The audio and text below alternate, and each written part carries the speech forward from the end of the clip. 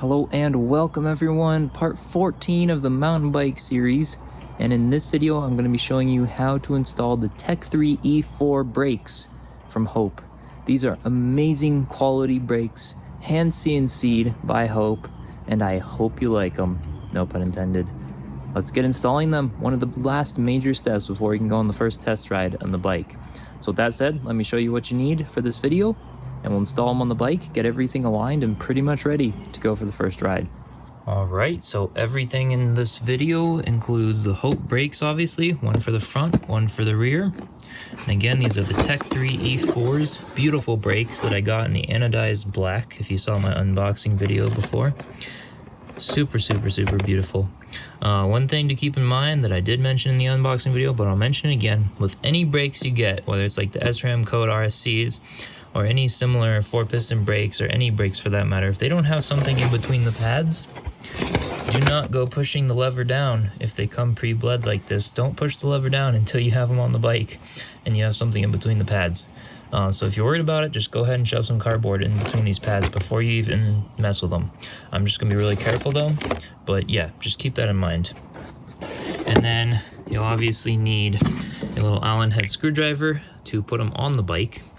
And then you might need a adapter here. This is a 20mm post adapter here that will sit on the rear because I got my frame built by default with a post mount setup for a 160mm rotor, and I'm using 180mm rotor in the rear.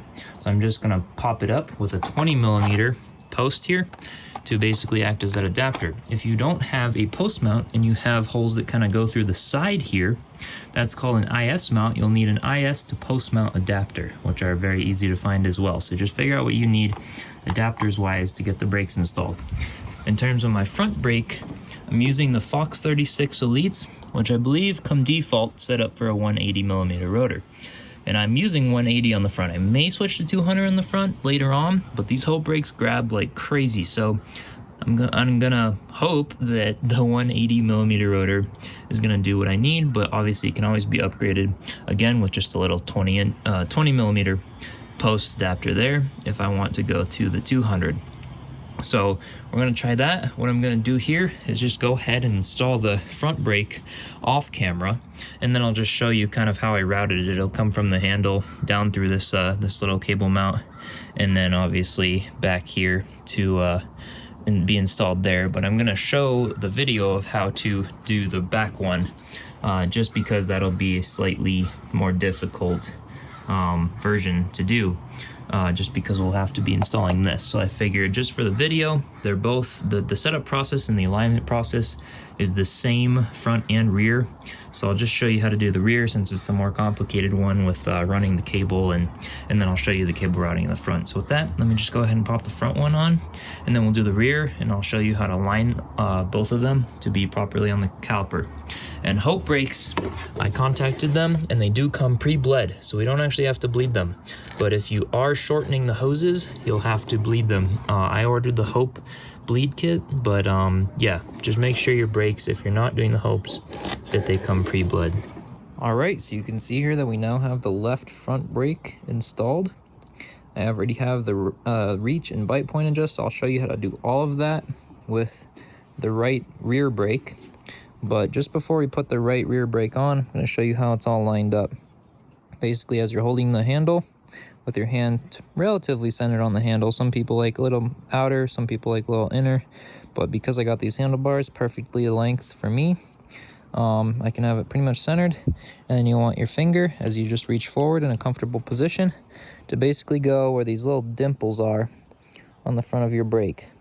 I basically have these little dimples for grip. You want your finger just to be right there, nice and seated, right inside this little ball here, in a nice comfortable position on the handle.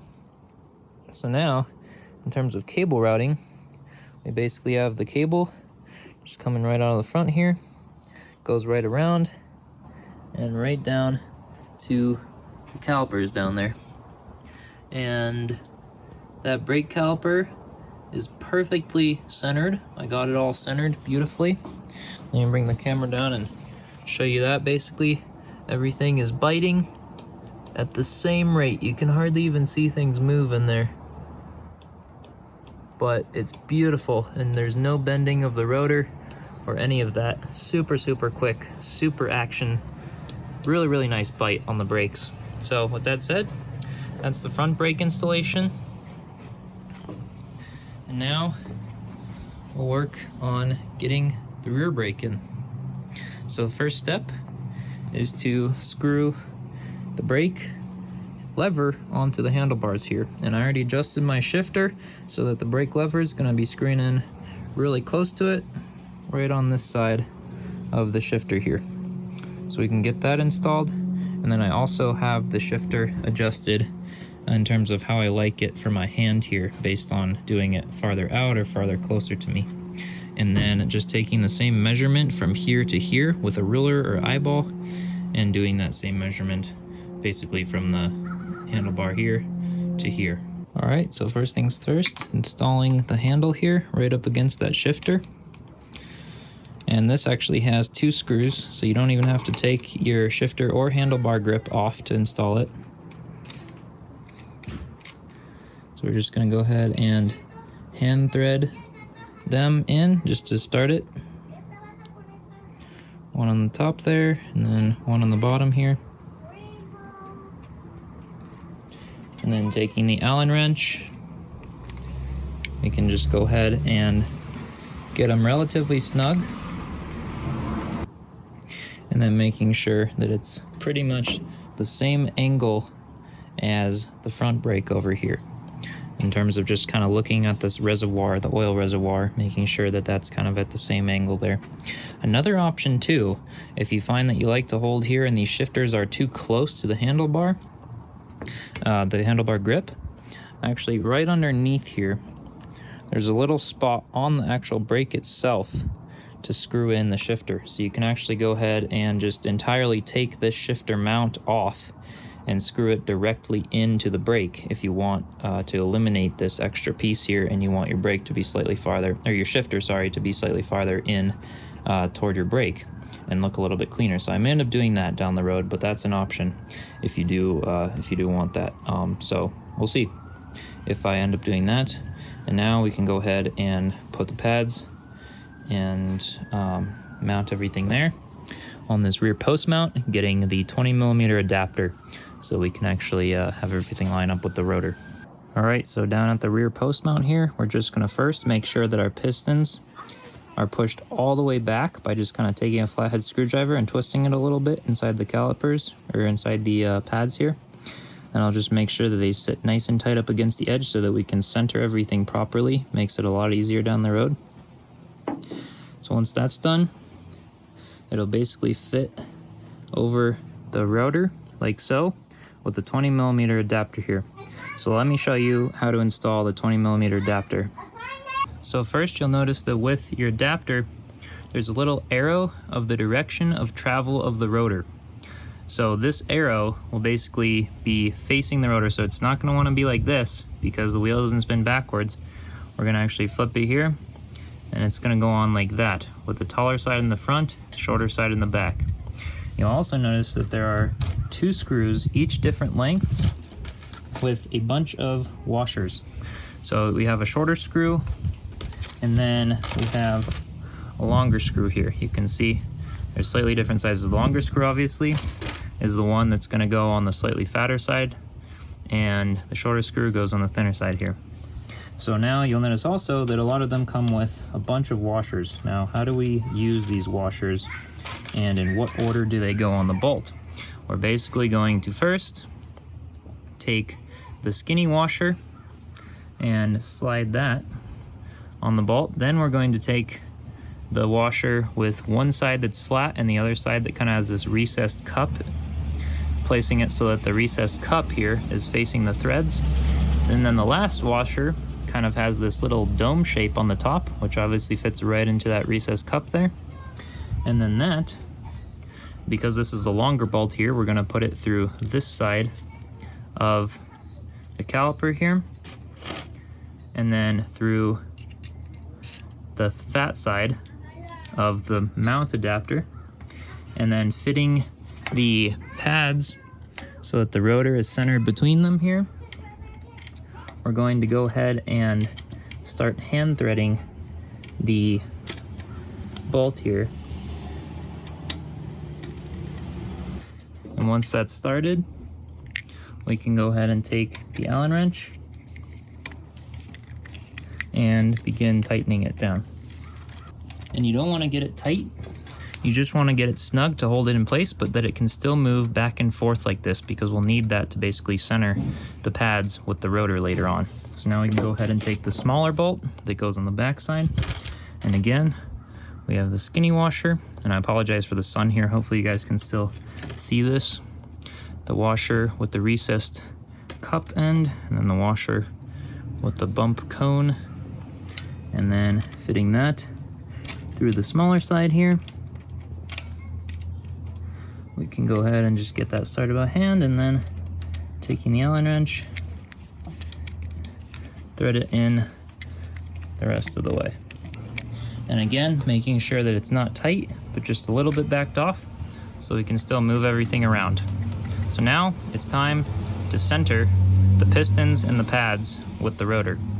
And this is very important to make sure that your pad life lasts a lot longer and all your pistons are pushing in evenly, and you have a nice short bite point there to really have some good stopping power. So now what we're gonna do is look right down the top, and we're going to, obviously you can move it back and forth like this. So we're gonna, because we push the pads all the way against the pistons, we can go ahead and just make sure that it's centered back and forth so that there's a very even gap on both sides of the pads. And I know this is kind of hard to see with the camera here, but you can basically just center, look at the rotor here, and center it in between these two pieces as well as the pads, just making sure that everything looks as centered as possible.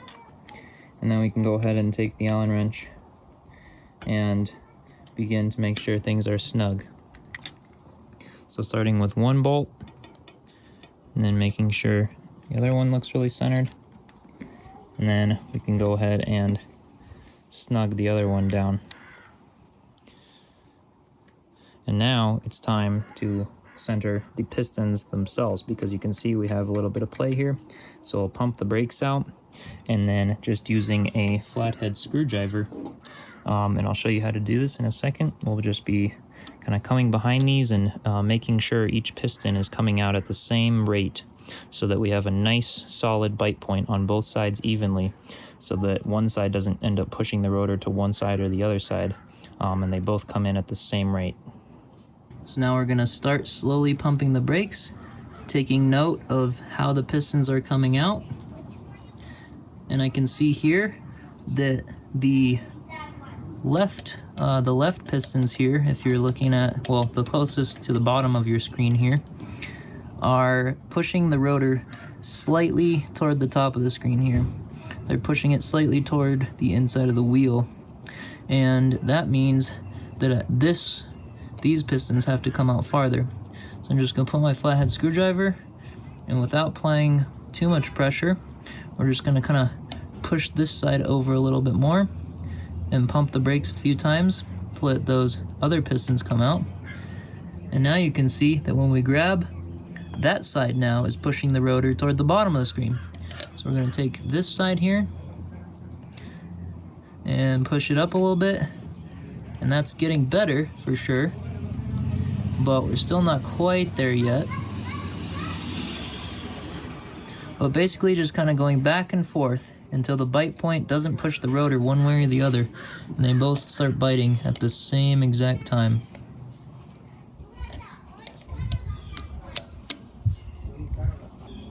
We're getting really, really close here. Alright, so after a bit of finagling here, you can see now that when I press the brake in, that rotor isn't being pushed to one side or the other side. It's staying nice and center, and they're both grabbing at the same exact rate. So once that's the case, I can go ahead and just make sure these screws are good and tight. And then that's it for installing the rear rotor. Now we can go ahead and basically just zip tie the cable up, and then I'll show you that when it's all finished. And then we can get ready to, probably in part 15, just finishing up some final steps before we can go ahead and take this thing on a test ride.